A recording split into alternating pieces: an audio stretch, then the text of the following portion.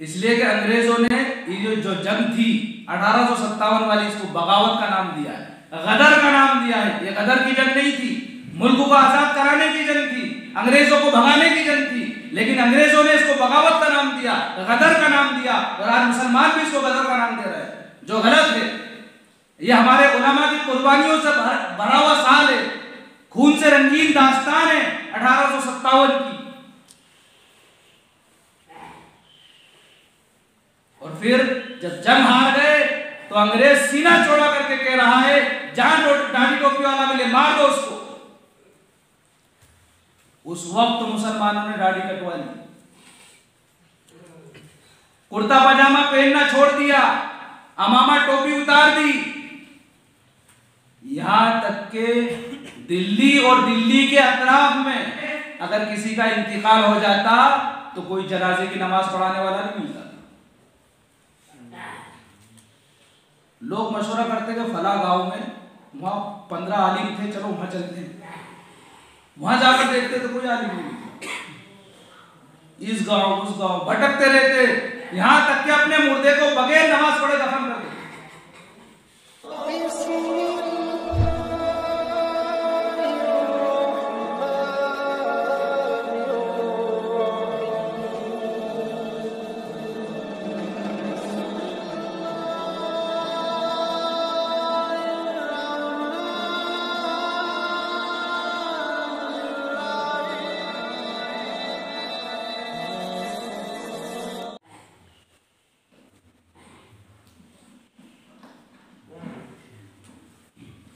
बिस्मिल्लाहिर्रहमानिर्रहीम।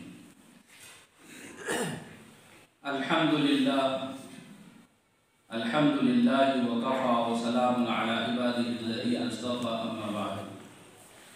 फ़अऊज़ु बिल्लाहि मिनश शैतानिर रजीम। बिस्मिल्लाहिर्रहमानिर्रहीम। या अय्युहन नास इन्ना ख़लक़नाकुम मिन ज़करिन व उन्सा व जअलनाकुम शुऊबन व क़बाइला लितआरफ़ू इन्ना अक्रमकुम इंदल्लाहि अत्क़ाकुम इन्नल्लाहा अलीमुन खबीर। सदक़ल्लाहुल अज़ीम। दोस्तों, बुजुर्गों, मुख्तसर बात जिक्र करने का मुझसे कहा गया है। कोशिश करूँगा इंशाअल्लाह कि 15 से 20 मिनट में बात मुकम्मल हो जाए, इसलिए कि ये उन्वान एक ऐसा उन्वान है कि जिस पर अगर घंटों बोला जाए तो भी मुकम्मल नहीं हो सकता। तहरीक आज़ादी या जंग आज़ादी का जो उन्वान है वो बड़ा लंबा उन्वान है। इसको ऐसे समझ सकते हैं आप कि अंग्रेज हिंदुस्तान में 1498 के अंदर आए और 1601 के अंदर उन्होंने अपनी कंपनी बनाई, जिसको ईस्ट इंडिया कंपनी का नाम दिया, बगदाद के अंदर। और धीरे धीरे वो अपनी तिजारत को फैलाते हुए पूरे मुल्क पर काबिज हो गए। और उन्होंने जो सबसे पहली जंग लड़ी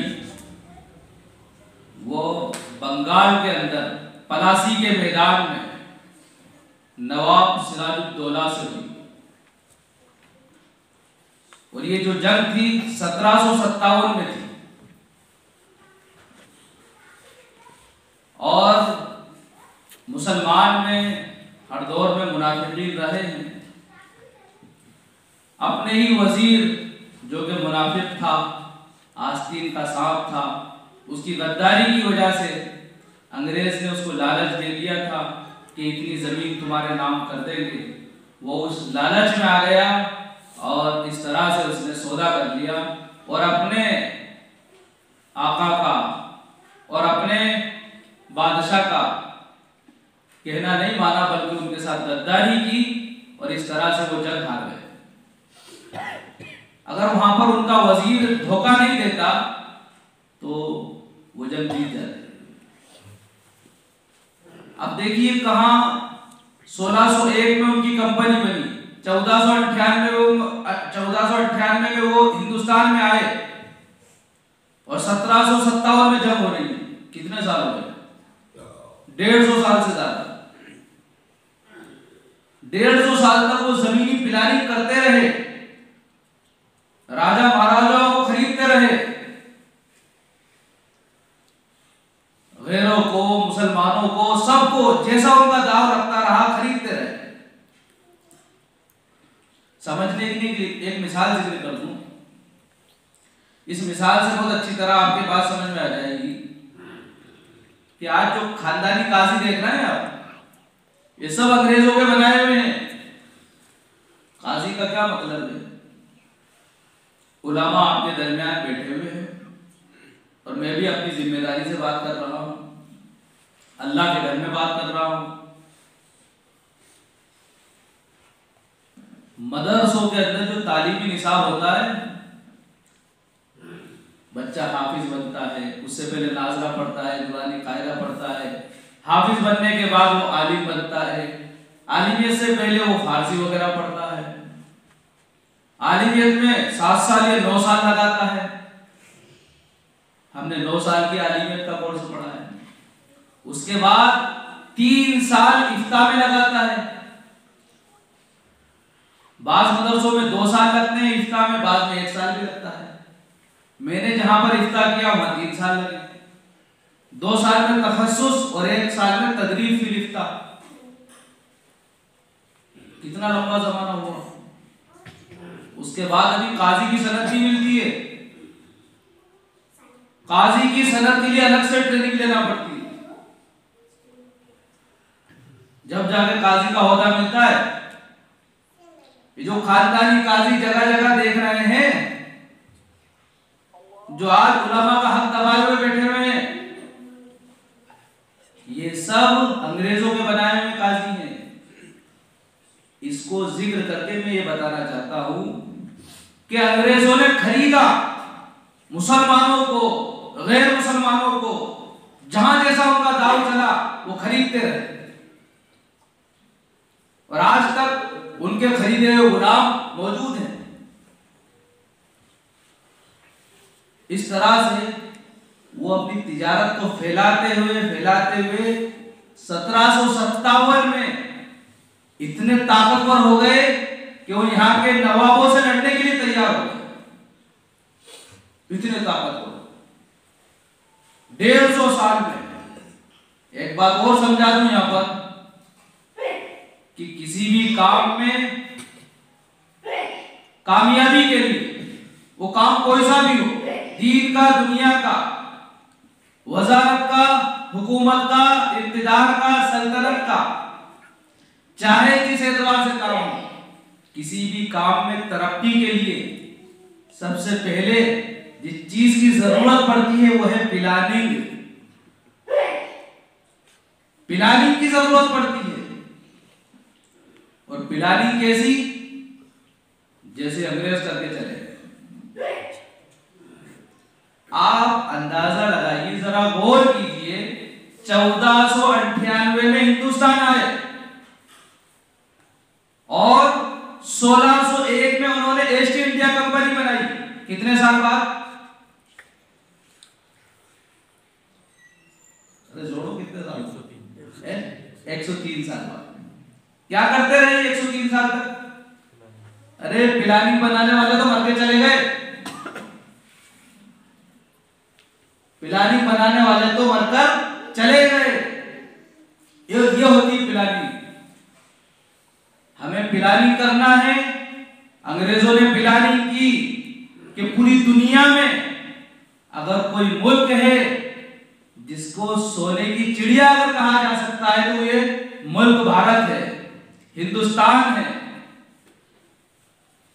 इसको उन्होंने इंडिया का नाम दिया और इस पर कब्जा करना शुरू कर दिया। प्लानिंग बनाई 103 साल पहले और 103 साल बाद उन्होंने अपनी कंपनी बनाई। प्लानिंग वाले मरकर चले गए, लेकिन प्लानिंग होती ही ऐसी है कि हम रहे ना रहे, लेकिन हमारा मिशन कामयाब होना चाहिए। अंग्रेजों के पास ये दिमाग कहां से आया?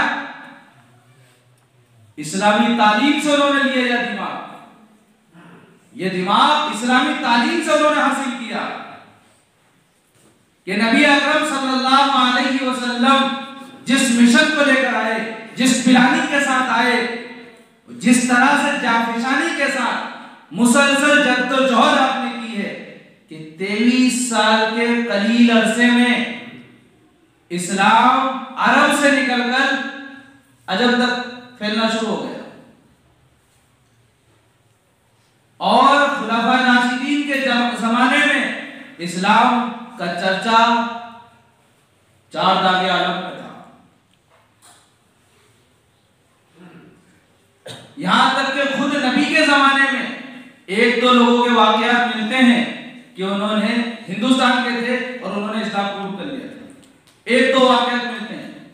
मुहर्रिरीन ने लिखा है कि हमारा मुल्क हिंदुस्तान नबूवत के जमाने के इस्लाम को नहीं रुक रहा। मतलब ये है कि नबी के जमाने में सिवाय 2-1 लोगों के हिंदुस्तान में कोई मुसलमान नहीं हुआ था।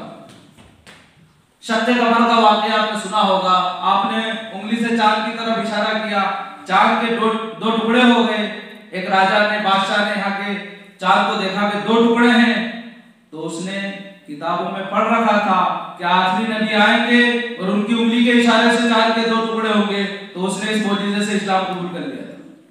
ऐसे 1-2 वाकयात हैं, बाकी उसका चर्चा तो यहाँ तक हो गया था।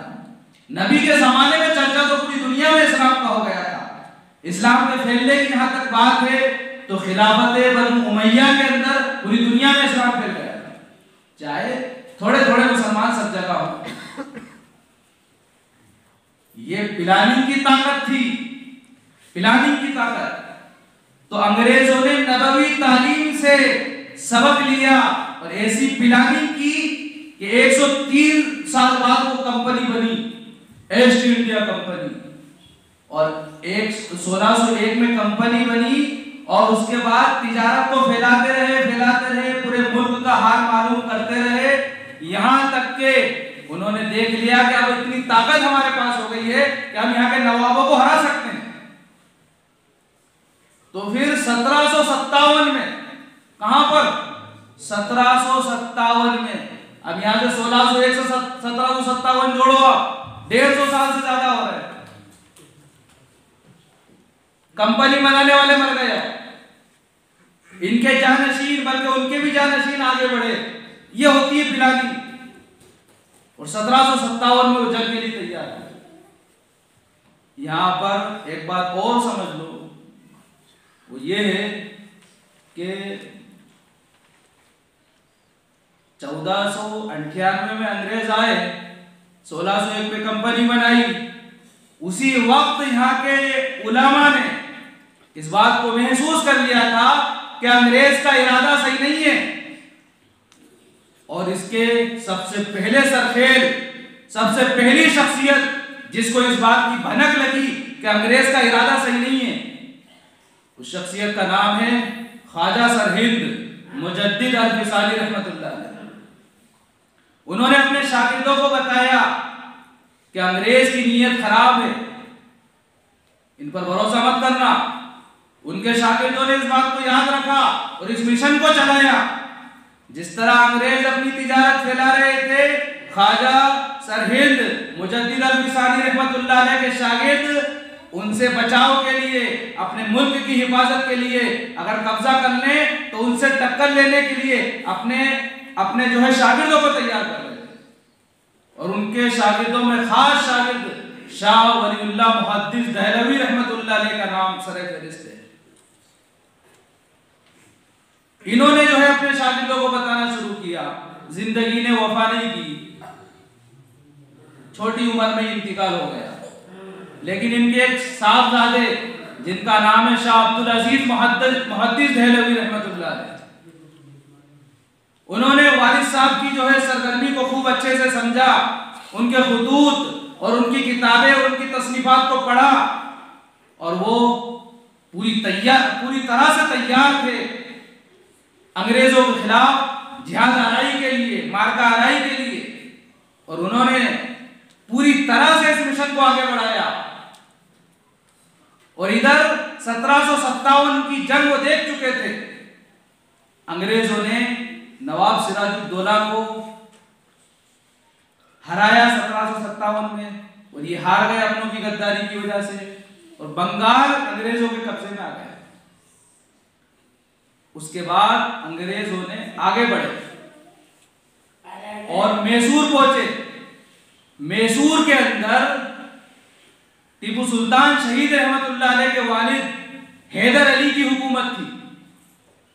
1792 में हैदर अली से मुकाबला हुआ और 1792 में हैदर अली शहीद हो गए, वफात पा गए। और उनके बाद उनके बेटे टीपू सुल्तान जानशीन बने और 1799 में हजरत टीपू सुल्तान से जो है अंग्रेजों की जंग हुई। तो टीपू सुल्तान का वाकया तो मशहूर है, सारे लोगों ने साथ छोड़ दिया, मरहटे भी जो है धोखा दे गए और खुद मुसलमानों में से कुछ लोग बिक गए। नवाब जो आसपास के थे वो सब सुलहनामा लिखकर सुलह कर रहे थे, माफीनामे भेज रहे थे, और वो टैक्स देने पर मुसालहत पर आमादा हो गए। टीपू सुल्तान शहीद रहमतुल्लाह अलैह का एक तारीखी जुमला जो हमेशा याद रखा जाएगा कि गीदड़ की 100 साल जिंदगी से शेर की एक दिन की जिंदगी बेहतर है। उन्होंने तारीखी जुमला कहा और अंग्रेजों से लड़ने के लिए, मुकाबले के लिए तैयार हो गए। यहां तक के 1799 में मैदान में उतरे और लड़ते लड़ते शहीद हो गए। अपने वजीर से उन्होंने एक गिलास पानी मांगा कि मुझे पानी ला दो। वजीर तो बिक चुका था, पानी नहीं दिया उसने। अगर वो एक गिलास पानी दे देता तो अंग्रेज हार जाते। इतने ताकतवर थे, बारोद थे, तहज्जुद गुजार थे, नमाजी थे। जब टीपू सुल्तान को शहीद कर दिया गया तो अंग्रेज ने उनकी लाश पर खड़े होकर यह कहा कि आज से मुल्क हमारा है। 3 दिन तक उनकी लाश वहां पड़ी रही। लोग डर रहे थे, पता नहीं मरे भी है कि नहीं मरे हैं। ऐसी ताकत अल्लाह ताला ने अता फरमाई थी। शेरे मैसूर के नाम से उनको जाना जाता था। आज उनका हुलिया बिगाड़ कर लोग उनकी तस्वीर पेश करते हैं। सोशल मीडिया पर जो तस्वीर दिखाई दी जाती है, जो तस्वीर दिखाते हैं लोग, वो उनकी तस्वीर नहीं है, वो बनावटी पुतला है। वो तो बहुत बुजुर्ग आदमी थे, तहज्जुद गुजार आदमी थे, अल्लाह वाले आदमी थे, तक़वा व तहारत के जो है अलम बरदार थे। बहरहाल 1799 में उनको शहीद कर दिया गया। उसके बाद 1803 में शाह वलीउल्लाह मुहद्दिस देहलवी रहमतुल्लाह अलैह के साहबजादे जो अपने वालिद के मिशन को अच्छी तरह समझ चुके थे, उन्होंने 1803 में फतवा दे दिया कि हिंदुस्तान में जिहाद फर्ज हो चुका है। ये हिंदुस्तान अब दारुल हर्ब बन चुका है, यहाँ पर अंग्रेजों से जिहाद करना जरूरी है और हर मुसलमान पर जिहाद फर्ज है। ये फतवा हवा की तरह चारों तरफ मुल्क में फैल गया। आपके शागिर्द इस काम को आगे बढ़ाते रहे, यहां तक कि आपके शागिर्दों का पहला काफिला सैयद अहमद शहीद बरेलवी रहमतुल्लाह अलैह और शाह इस्माइल शहीद रहमतुल्लाह अलैह की कारकर्दगी में रवाना हुआ 1818 के अंदर, और पहले अफगानिस्तान से होते हुए कश्मीर वगैरह से आते हुए बालाकोट में शहीद हो गए। 1831 में शहीद हो गए। 1818 में चले थे, 1831 में शहीद हो गए। 13 साल तक घर पलट कर नहीं आए, जामे शहादत नोश फरमा लिया। कौन है ये बुजुर्ग, ये अकाबिरीन कौन है? ये मेरे और आपके असराफ हैं।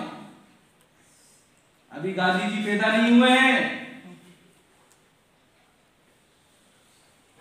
समझ पा रहे हैं बात आप? गांधी जी का जन्म 1869 में हुआ है। 1869 में गांधी जी का जन्म हुआ है। बहरहाल जब ये बालाकोट के मैदान में शहीद हो गए तो जंग का जो सिलसिला इन्होंने शुरू किया था वो चलता रहा, यहां तक के 1857 का मारिका आ गया।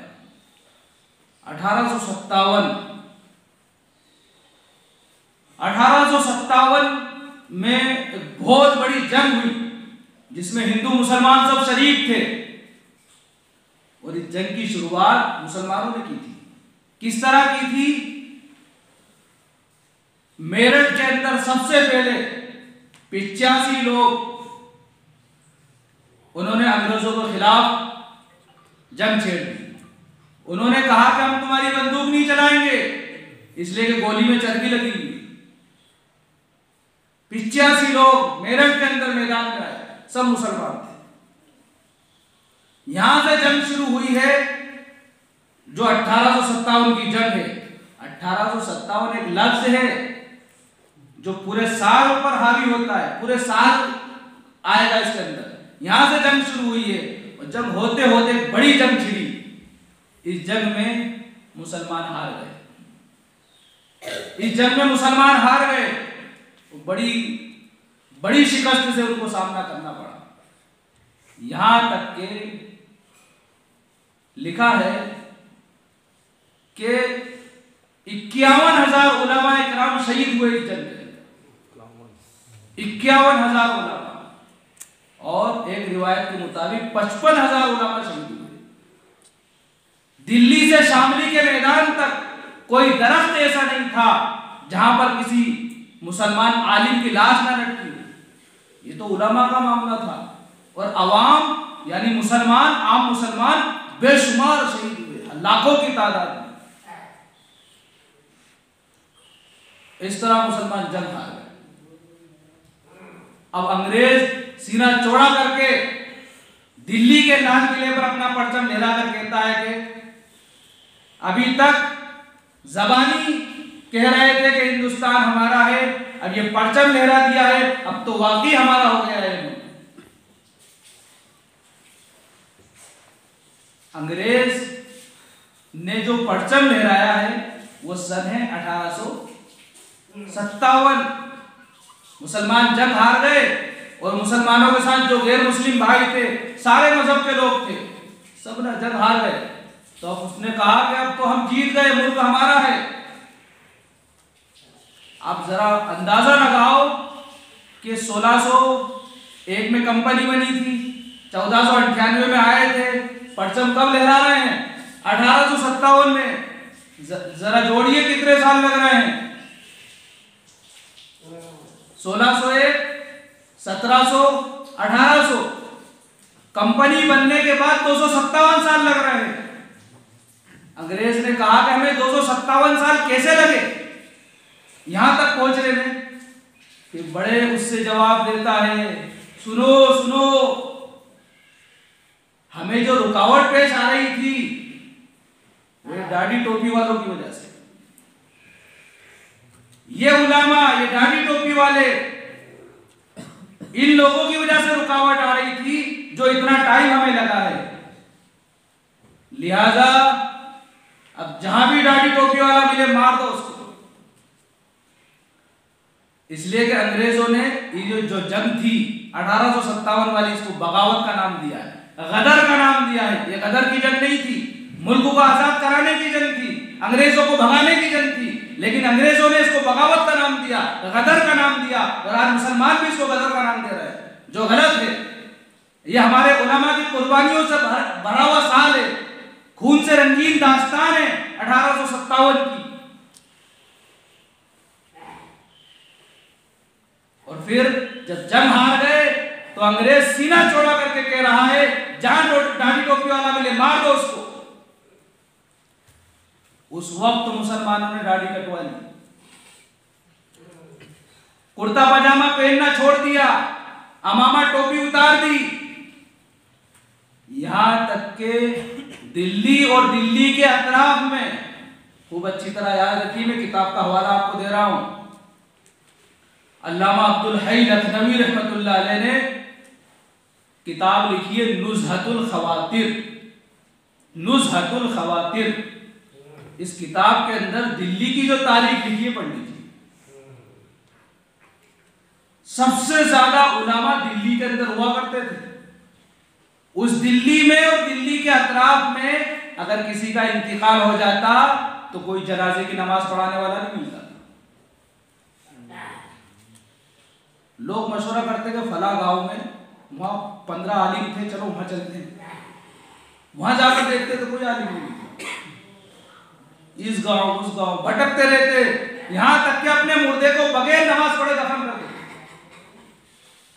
हमारे बुजुर्गों ने फिर फिक्र की और 1866 के अंदर, 1866 के अंदर या नहीं 1867 के अंदर, सॉरी 1867 के अंदर, यानी ये जंग हारने के 10 साल बाद दारुल देवबंद की बुनियाद रखी और उसके 10 साल बाद 1866 में मज़ाहिर उलूम सहारनपुर की बुनियाद रखी। उसके कुछ अरसे बाद जामिया हथौरा बांदा और दारुल नदवतुल उलमा लखनऊ की बुनियाद रखी गई। इस तरह से चारों तरफ मदारिस का जाल फैलाया और उम्मत के दीन को, ईमान को बचाया और मुल्क को भी बचाया। आज भी वही उलामा बदनाम है, उन्हीं को गद्दार कहा जाता है, उन्हीं की पीठ में छुरे घोंपे जाते हैं, जिन्होंने अपना सीना सामने कर दिया था और अंग्रेजों को भगाया था, अंग्रेजों की गोली खाई थी और अपने मुसलमान भाइयों का दीनो ईमान बचाया था। और आज भी अल्हम्दुलिल्लाह वो क़ियादत कर रहे हैं, जैसा कि अभी इमाम साहब ने बताया। आज भी उनका सर और सीना आगे है, झुकता है तो अल्लाह के सामने, गैरुल्लाह के सामने नहीं झुकाते। बहरहाल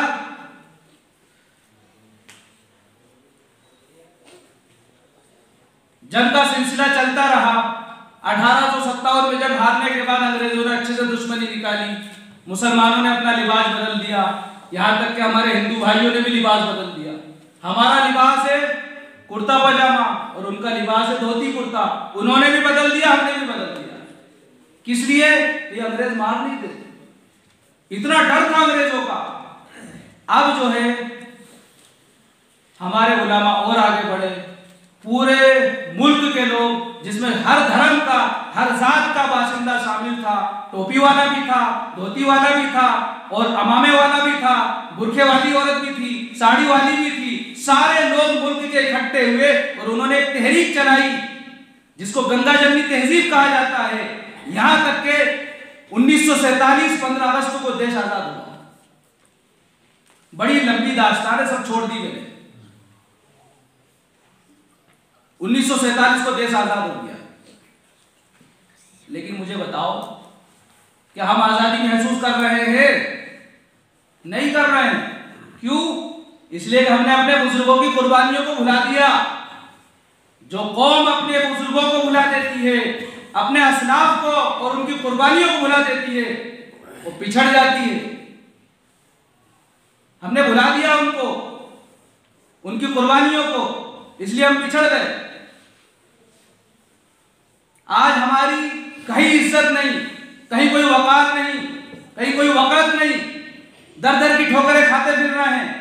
वजह क्या है कि हमने भुला दिया अपने बुजुर्गों को।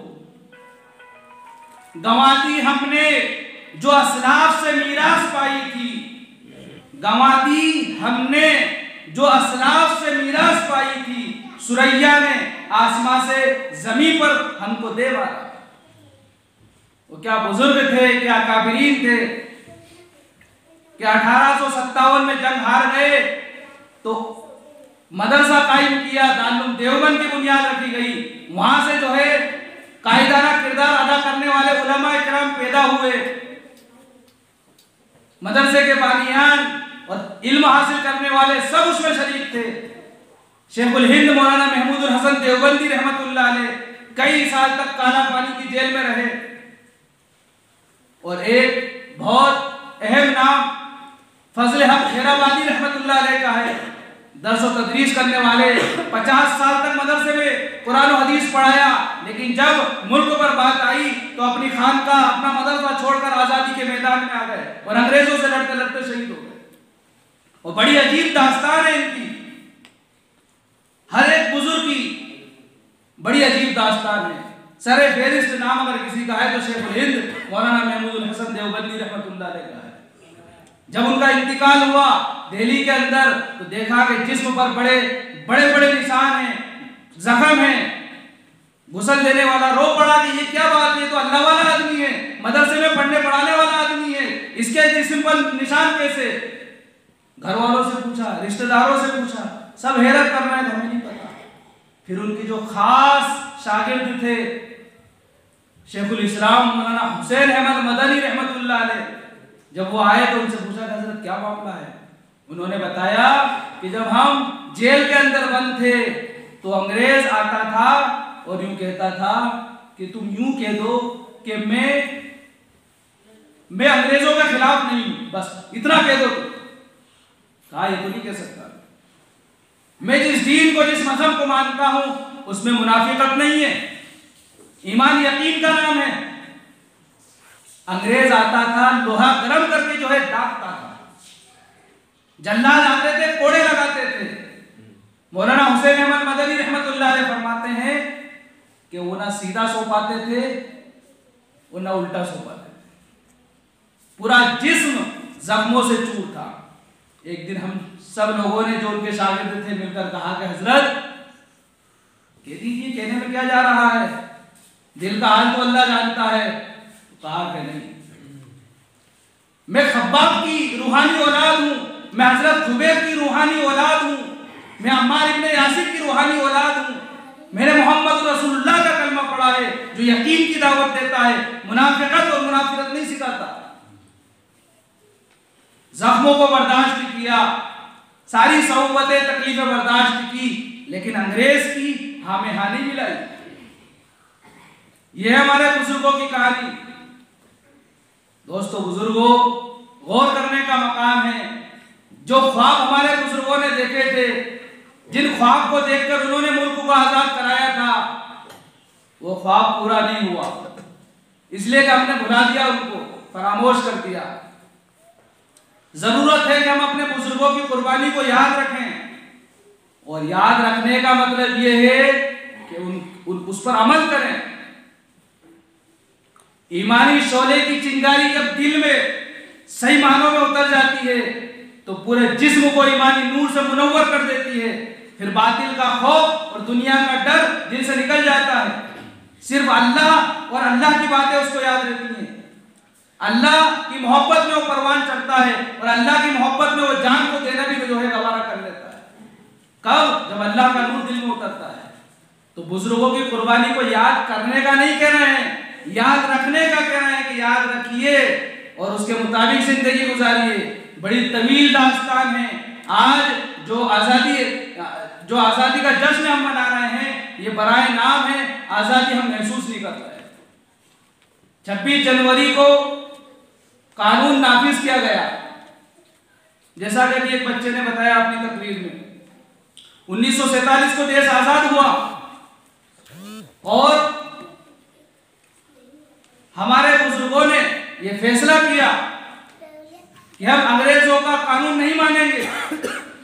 यहां पर हर तरह का बाशिंदा रहता है, सारे मजहब वाले, अलग अलग मजहब को मानने वाले हैं। एक ऐसा कानून बनाया जाए कि हर मजहब वाले को उसके मजहब पर अमल करने की आजादी मिल जाए। 80 लोगों की एक कमेटी बनाई गई जिसमें 35 उलमाए किराम थे, 35, और उनके सदर डॉक्टर भीमराव अंबेडकर जी को बनाया गया। आप भारत का आईन, मुल्क का संविधान पढ़ लीजिए, पहले सफे पर उन 80 लोगों के नाम लिखे हुए हैं। आज मुसलमानों के नामों को खुरच कर निकाला जा रहा है, लेकिन वो जो संविधान है उसमें से 35 नामों को कैसे निकालोगे? वजह क्या है? हम लोगों को पता नहीं है। जैसा बता दिया वैसा हम सुन रहे हैं। जरूरत है हम पढ़े या पढ़े लिखों के पास बैठें। दूसरी बात यह है कि हम अपनी नस्लों को इस लायक बना दें कि वो ये ना कहे कि हम ये हैं। इस दौर में सबसे बड़ी ताकत अगर कोई है तो जबान की ताकत है, कलम की ताकत है।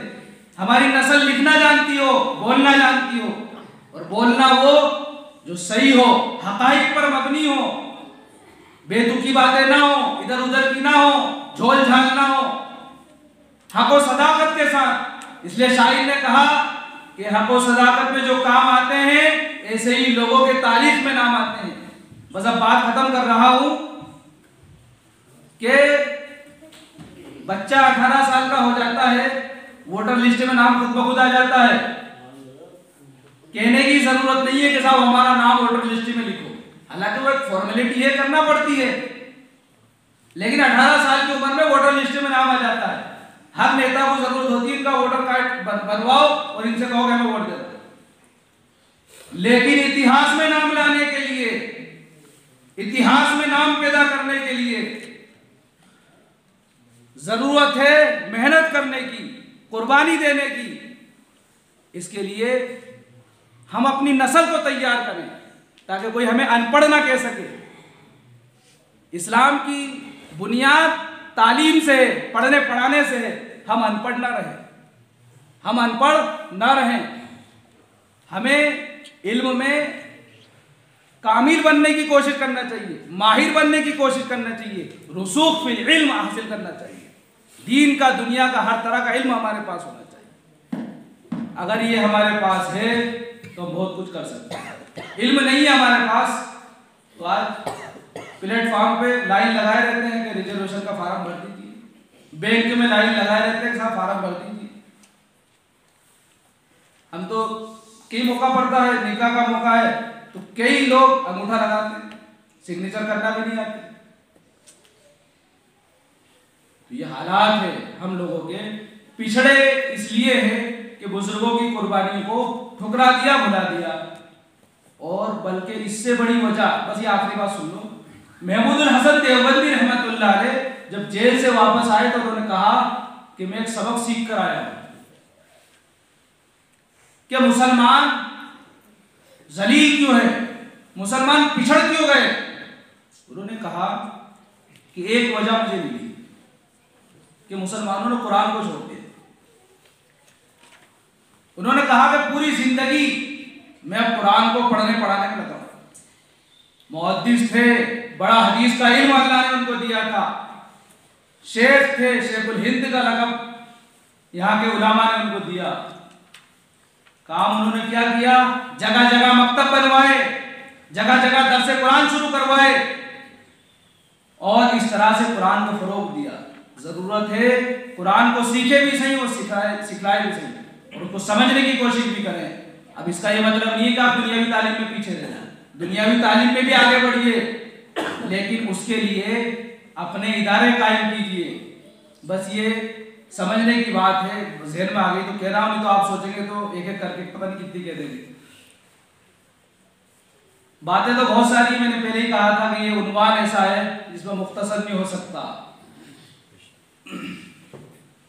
कि उलमा ने बेचारे सूखी रूखी रोटी मदरसों में खाई, पढ़े, माँ बाप से दूर रहे, पढ़ते रहे, ठंडी गर्मी बर्दाश्त की, पढ़ते रहे, भूख प्यास लग रही है, घर पे तो खाना मिल जाता है लेकिन मदरसों में तो खिला दिया, बस वही टाइम है, जिसने खा लिया, जो रह गया वो रह गया। मालदार बच्चा है तो होटल से खा लेगा, लेकिन गरीब है तो क्या करेगा। इतनी मुसीबतों के साथ पढ़ते रहे और पढ़ के फारिग हुए तो बेचारे चंदा कर करके ला रहे हैं, मदरसे बना रहे हैं, पढ़ा रहे हैं, घर घर जा रहे हैं, बच्चों को समझा रहे हैं, माँ बाप को समझा रहे हैं, मस्जिदों में पढ़ा रहे हैं, यहाँ तक के ट्यूशन पढ़ा रहे हैं घर घर जाकर। कितनी बड़ी कुर्बानी हमारे उलमा ने दी, मदरसे बनाए, मकतब चालू किए और मस्जिदों में पढ़ाया, हर तरह से उन्होंने दीन की खिदमत अंजाम दी। फिर भी बेचारे इनको बदनामी ही मिली इतनी कुर्बानी देने के बाद। मेरा सवाल है, मैं भी आप ही की बस्ती का एक आदमी हूँ, कोई अलग से नहीं हूँ, मैं भी एक इंसान हूँ और आप ही के करीब में शहर सुजानपुर का रहने वाला हूँ। हम बताएं जरा, आलिम होना, मुफ्ती होना तो बाद में, मेरे तो पहले भी तो एक इंसान ही हूँ ना, पहले तो एक इंसान ही हूँ ना, इसी कश्ती का सवाल हूँ। अभी बता, हमने स्कूल कितने बनाए, कॉलेज कितने बनाए, यूनिवर्सिटी कितनी बनाई? कुछ नहीं बनाया। जिन्होंने मदरसे बनाए, मकतब बनाए, मस्जिदों की तरगीब दी, उन लोगों को हमने बदनाम कर दिया और हमने कुछ नहीं किया। जरूरत है स्कूल बनाइए, जब तक नहीं है जहां हमारे बच्चे पढ़ रहे हैं वहीं पढ़ने दीजिए, लेकिन उन पर गहरी नजर रखिए कि क्या पढ़ के आ रहे हैं, क्या पढ़ के आ रहे हैं। जगह जगह कोचिंग सेंटर तो आप खोल सकते हैं, कोचिंग सेंटर खोलिए। जो बच्चे 10वीं 12वीं में पढ़ रहे हैं उनसे टाइम लीजिए, कहा गया छोटे बच्चों को आप पढ़ाइए, कुछ न कुछ वजीफे का, तनख्वाह का उनका इंतजाम करिए। ये नई नस्ल है, इनको तैयार कीजिए। मौलाना अबुल हसन अली नदवी रहमतुल्लाह अलैह का बड़ा मशहूर जुमला है, उन्होंने कहा भाई मदरसे बना रहे हो, मदरसे तो बहुत है अल्हम्दुलिल्लाह, भी स्कूल बनाओ। और स्कूल जब बना लो तो फिर उसमें पढ़ाने वाला मुसलमान तो हो ही सही, साथ में मुसलमानों का मिजाज रखने वाला भी हो, मुसलमानों का मिजाज रखने वाला भी। आज पता है आपको किस तरह से शिर्क फैलाया जा रहा है स्कूलों में, कि यूं कहा जाता है कि ये बताओ तुम्हारे घर के आसपास कौन सा दरख्त ऐसा है जिसकी पूजा की जाती है और तुम किस दरख्त की पूजा करते हो। अब सवाल आ गया पर्चे में, बच्चों को तो कुछ ना कुछ तो लिखना है। इस तरह से ईमान का सौदा हो रहा है। एक और मिसाल ले लो, इब्राहिम गया बार में, बार यानी शराब खाने में, इब्राहिम गया बार में और उसके पास 50 रुपए थे, उसने 30 रुपए की शराब ले ली। अब फातिमा उसको कितने पैसे वापस करेगी, गणित का सवाल है। इससे क्या पता चला, इब्राहिम बार में जा सकता है और फातिमा वहां पर बैठकर शराब बेच सकती है। यह हमारे बच्चे को सबक मिला। किस तरह से है ये दिमाग हम लोगों का, बड़ी दूरंदेशी के साथ, बड़े ही जो है प्लानिंग के साथ मुसलमानों के ईमान को अगवा करने की कोशिश हो रही है। ऐसे में जरूरी है कि हम स्कूल, कॉलेज, यूनिवर्सिटी जहां तक हो हम अपना काम करें। अभी कुछ नहीं है तो कोचिंग सेंटर तो बना सकते हैं, और ऐसे दीनी मिजाज रखने वाले लोगों को ला, उनसे पढ़वाया। पेट पूजा करने वालों को ना दीनी मिजाज। तो ये जरूरत है वक्त की। अल्लाह ताला से दुआ करते हैं कि अल्लाह मुझे भी, आपको भी, हर मुसलमान को समझने की, अमल करने की तौफीक अता फरमाए। दोस्तों बुजुर्गों, सुबह का भूला शाम को लौट आए तो भूला नहीं कहते। आज भी जरूरत है कि हम बस लौट आए अल्लाह की तरफ, लौट आए अल्लाह की तरफ। उलमा से, इमामों से, दीनदारों से जुड़ जाएं, दीन सीखें, बच्चों को भी सिखाएं और किसी से नाराज ना हो। माहौल जो बनता है मोहब्बत से बनता है। 23 साल में नबी ने पूरे अरब के अंदर जो है दीन फैलाया। उसकी बुनियादी वजह क्या है? मोहब्बत। मोहब्बत, तो मोहब्बत का पैगाम दे, मोहब्बत से पेश आए, मोहब्बत से पेश आए। और जो इंसान अपने आप को मिटाता है अल्लाह के लिए, अल्लाह उसको मिटने नहीं देता। मौलाना इलियास साहब ने अपने आप को दीन के लिए मिटा दिया, अपनी इज्जत की परवाह नहीं की, माल की परवाह नहीं की, अल्लाह ताला ने आज तक उनका नाम जारी है। ऐसे कई हमारे बुजुर्ग हैं, अकाबिरीन हैं, जिन्होंने दीन के लिए सब कुछ कुर्बान कर दिया। जरूरत है जहां तक हो सके, जितना हो सके हम भी कुर्बानी दें, देंगे इंशाअल्लाह। मस्जिदों को आबाद करो, मदरसों को आबाद करो, स्कूलों की तामीर करो, बुनियाद रखो, उसके लिए बड़ों से मशवरे करो, बुजुर्गों से मशवरे करो। अल्लाह ताला हम सबको समझने की और अमल करने की तौफीक अता फरमाए। अल्लाह ताला सारे मुसलमानों को अल्लाह ताला जो है अपने दीन पर जमाए रखे। अल्लाह ताला जब मौत आए तो ईमान के साथ इस दुनिया से उठाए। आमीन। व आखिरु दावाना अल्हम्दुलिल्लाह। दुआ से पहले कह दूं भाई, टाइम ज़्यादा हो गया है, अगर किसी को नागवार गुजरा हो तो माफ़ी चाहते हैं।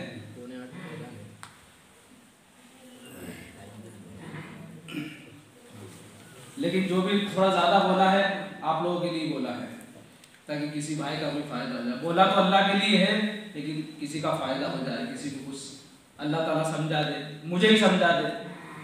बिस्मिल्लाहिर्रहमानिर्रहीम, अल्हम्दुलिल्लाहि रब्बिल आलमीन, व आक़िबतु लिल मुत्तक़ीन, व सल्लल्लाहु व सल्लम अला रसूलिहिल करीम। अल्लाहुम्मा इन्नका अफ़ुव्वुन करीम, तुहिब्बुल अफ़्व फ़अफ़ु अन्ना या करीम। अल्लाहुम्मा अस्लिह लना शअनना कुल्लहु व ला तकिलना इला अनफुसिना तरफ़ता ऐन। अल्लाहुम्मा ला सहला इल्ला मा जअलतहु सहलन व अन्ता तजअलुल हुज़्न सहलन इज़ा मा शि'ता। अल्लाहुम्मा इन्ना नस्अलुका मिन खैरि मा सअलका मिन्हु नबियुका मुहम्मद सल्लल्लाहु अलैहि वसल्लम व नऊज़ु बिका मिन शर्रि मा इस्तआज़का मिन्हु नबियुका मुहम्मद सल्लल्लाहु अलैहि वसल्लम व अंतल मुस्तआन व अलैकल बलाग व ला हौला व ला कुव्वता इल्ला बिल्लाहिल अलिय्यिल अज़ीम। ए अल्लाह, हमने इस मुबारक मौके पर बुजुर्गों की ज़िंदगी, उनकी दास्तान, उनकी कुर्बानियाँ बयान की हैं। अल्लाह ताला उनसे जो सबक मिलते हैं हम सब की ज़िंदगियों पर नाफिज फरमा दीजिए। अल्लाह, हमें अपने असलाफ के तर्ज के मुताबिक ज़िंदगी गुजारने वाला बना दीजिए। अल्लाह, हमें अपने बुजुर्गों की सुन्नत पर चलने वाला बना दीजिए। अल्लाह, हम सबको प्यारे नबी जनाब मोहम्मद रसूलुल्लाह सल्लल्लाहु अलैहि वसल्लम के तरीक़ों पर ज़िंदगी गुजारने वाला बना दीजिए। अल्लाह, तेरे अहकाम पर ज़िंदगी गुजारने वाला बना दीजिए। दुनिया की मोहब्बत दिल से निकाल कर आखिरत की मोहब्बत दिल में दाखिल कर दीजिए।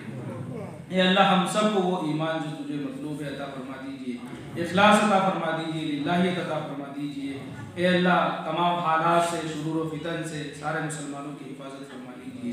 ए अल्लाह, बड़ी मुबारक मजलिस थी, महफिल थी। ए अल्लाह, जिन लोगों ने इसके लिए कोशिशें की, मेहनतें की, अल्लाह इन लोगों ने सुना, ये वक्त निकाल कर आए, अल्लाह सब की जायज़ मुरादों को, जायज़ तमन्नाओं को पूरा फरमा दीजिए।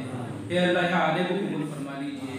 ए अल्लाह, ये मजलिस, ए अल्लाह, ये मुबारक महफिल पूरी बस्ती में, पूरी बस्ती से पूरे मुआशरे में, ए अल्लाह, दूर दराज तक अल्लाह दीन के फैलने का जरिया बने, इसे फैसले फरमा दीजिए। जो मांगा है वो भी अता फरमा दीजिए, जो मांगने से रह गए हैं वो भी अता फरमा दीजिए। हमारी दुआओं को महज अपने करम से प्यारे आका जनाब मोहम्मद रसूलुल्लाह सल्लल्लाहु अलैहि वसल्लम के सदक़े तुफ़ैल में कबूल फरमा लीजिए।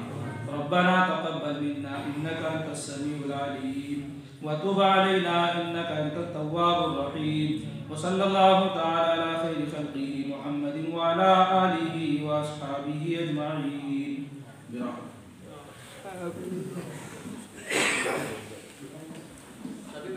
सभी हजरात बैठे रहे, तबर्रुक का इंतज़ाम है, सब तबर्रुक। बाकी ये है कि नमाज़ पढ़ के जाए।